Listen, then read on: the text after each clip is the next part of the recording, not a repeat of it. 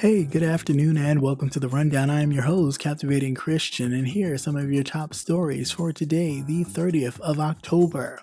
After grand jurors speak out, Breonna Taylor's mother wants the case reviewed by an independent prosecutor and a new grand jury. And as we head into the final stretch of the presidential 2020 campaign, Biden and Trump are neck and neck in 3 southern states. Herman Cain's daughter opens up about his COVID death and the public reaction. It was one of the worst times. We're still trying to make heads and tails of what happened, she says. A terrifying reign of a small town's police dog. The police wanted a dog that would bite black people. Ellis slams Lindsey over the Black South Carolina comment. And Lil Wayne endorses Trump after meeting. Let's get to the news.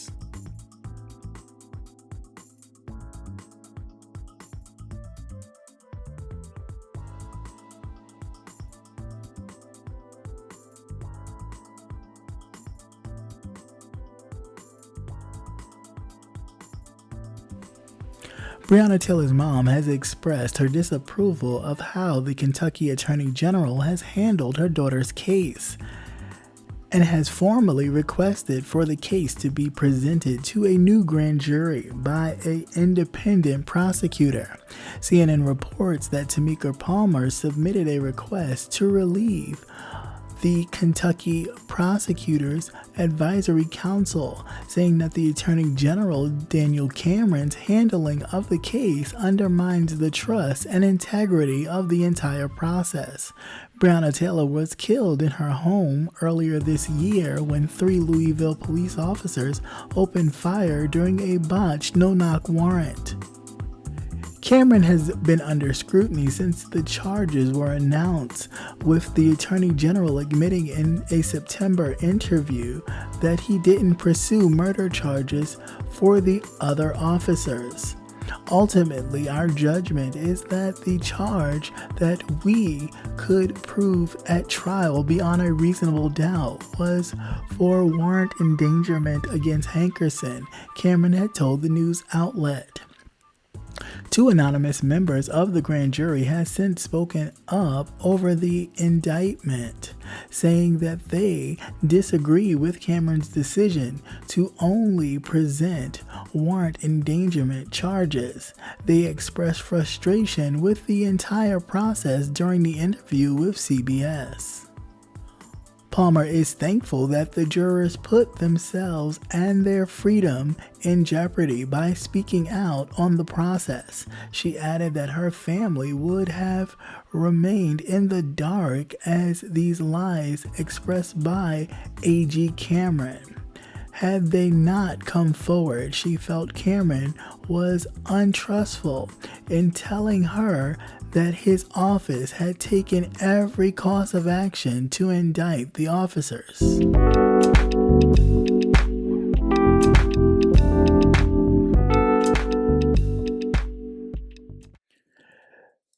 Three southern battleground states appear to be toss-ups according to new polling, with only a week before the presidential election.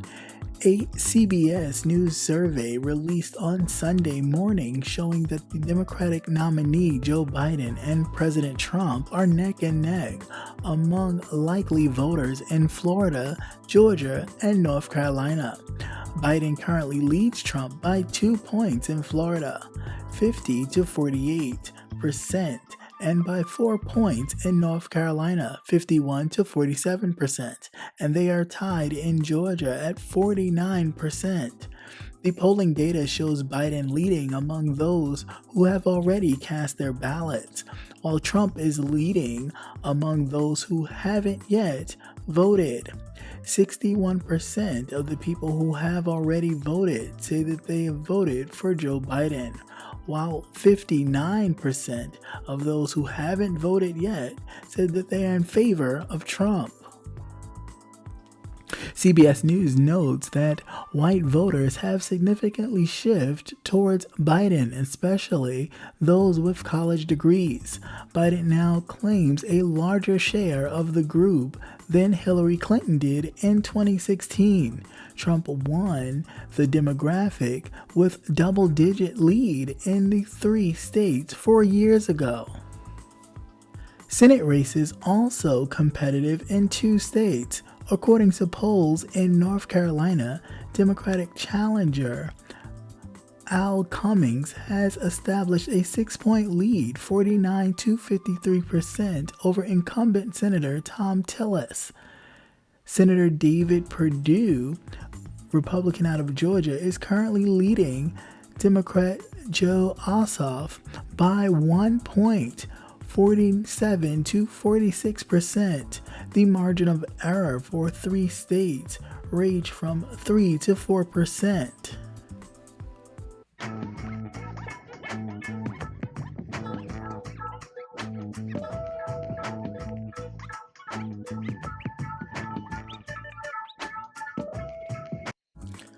Grief, confusion, loss. These are some of the emotions that Herman Cain's daughter described in a recent interview about her father's July death from COVID-19, otherwise known as coronavirus. Speaking to BuzzFeed News in a piece published on Wednesday, Melanie Cain Gallo opened up about her father's coronavirus infection and how the politicization of his death, in her words, had affected their family. The thought that Herman Cain's loved ones was uncaring because they were largely avoiding public comments was untrue. She said that, of course, Cain's illness traced back to when she visited her dad on Father's Day in June, one day after he had attended President Donald Trump's rally in Tulsa, Oklahoma. At the rally, Cain was seen not adhering to social distancing guidelines and without a mask. Back in Atlanta, the father-daughter duo went about their daily lives throughout the week, where they worked closely together before they both began to feel sick. As their conditions worsened, they felt awful. Gallo drove them to get tested for the coronavirus, but according to BuzzFeed, Cain was too weak to join his daughter in line, instead waiting by their car before fainting. They both tested positive for COVID-19 later that day, according to BuzzFeed. Gallo recovered, but her father did not. He was immediately hospitalized for 29 days before dying. Cain, who was working as a media commentator in Atlanta, was not allowed visitors and could only communicate with his loved ones on a phone and through FaceTime. The cause of his conditions, Gallo said, was not always clear. His fatal infection became a flashpoint of President Trump, who has regularly downplayed the threat of the virus and the value of wearing masks. Gallo told BuzzFeed that seeing her father turn into a talking point as he was dying, to have all the politicization piled on top of that was painful. It was one of the worst times I've experienced, she said. The situation was complicated by Cain's social media. His official Twitter, which was also run by staffers, had posted a since deleted tweet in June that people who wouldn't wear masks were fed up, and that there was an awakening phase after he died, when the account was rebranded as the Herman Cain Gang. Their tweets were posted echoing Trump's skepticism about the very virus that killed Cain.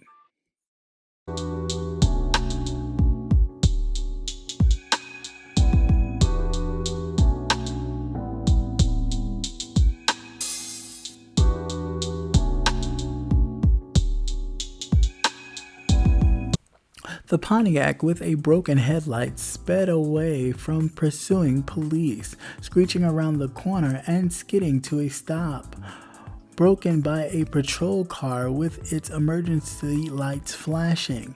Ashley White says that when she panicked, she leaped from the passenger seat and fled into the night.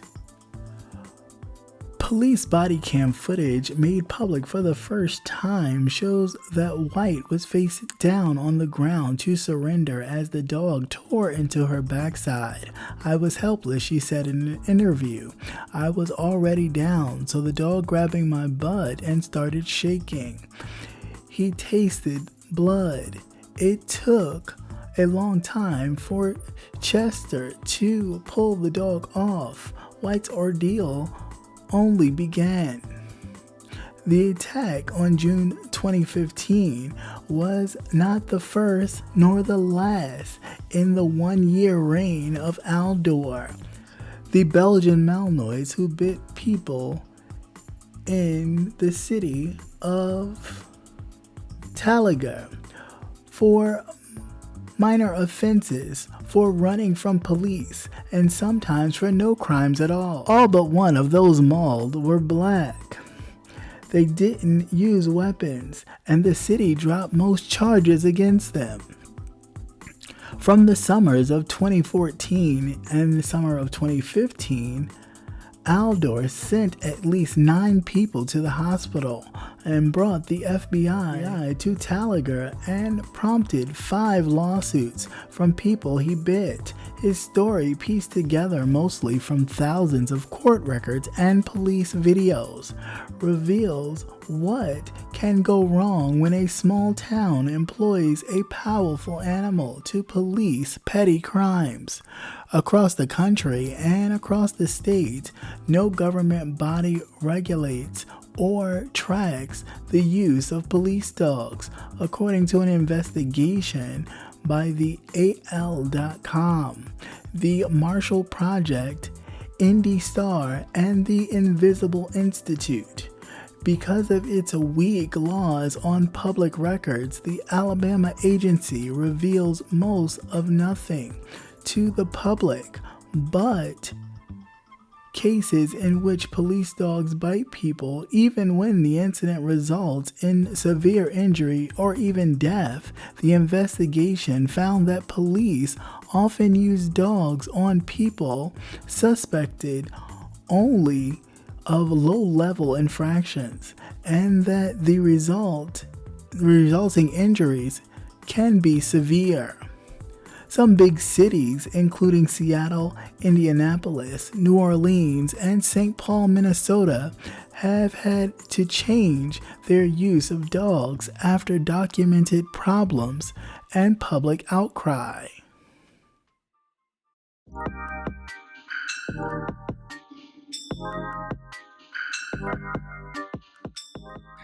Hey, this is Captivating Christian here to remind you to tune in to Politics and Wellness every Tuesday night at 8 p.m. Politics and Wellness every Tuesday night at 8 p.m.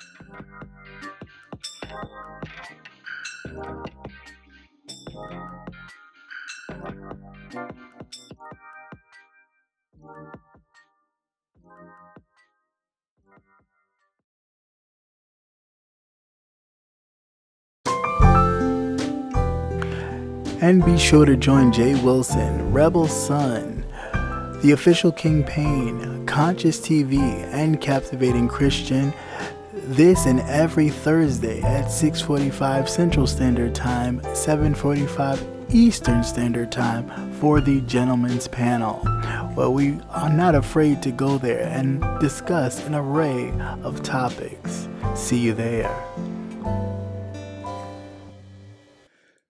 Lindsey Graham insists that South Carolina is safer for black people as long as you are conservative. But according to Jay Ellis, Lindsey Graham should be more concerned about the safety of his Senate seat. Earlier this month, the Republican senator of 17 years raised eyebrows with a bizarre comment during his televised public forum following a debate against his opponent, Democrat challenger Jamie Harrison. The insecure star, who is black and a South Carolinian and liberal, says that these are thoughts of someone outdated, old, and archaic. Lindsey Graham is in a super tight race right now, and I hope he loses, the actor said while out and about at the Kings Road Cafe in LA last week. The opponent running against him raised like $54 million or something like that last month, which is the most that anyone in South Carolina's history has ever raised in a month. He also said Lindsey Graham is outdated, old, and archaic. He shouldn't be a part of our country anymore in terms of leadership. And to go the black Lil Wayne stunting with President Trump, but it's way more than a photo op. He's also voicing his support for the prez and his proposed plan for the black community.